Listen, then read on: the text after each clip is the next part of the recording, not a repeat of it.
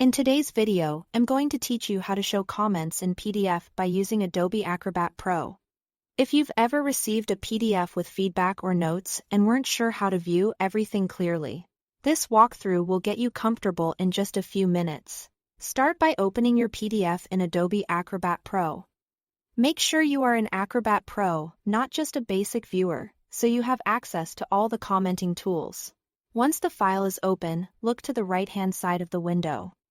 You should see a panel with several tools. Click the comment button there.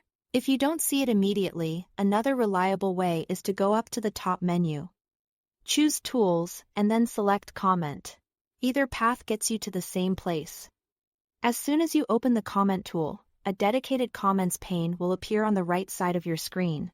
This pane lists every comment in the document, including notes, highlights, and other annotations. Think of it as your central dashboard for feedback.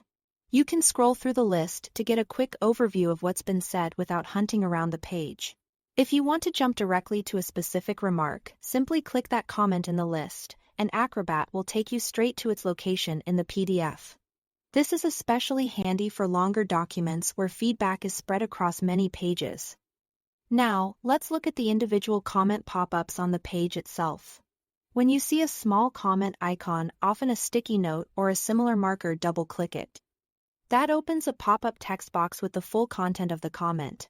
This view is useful when you want to read the note right where it appears in context. You'll see the full message and any details included by the commenter.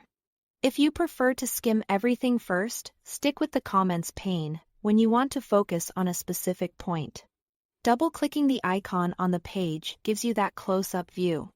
That's all to it. Thanks for watching.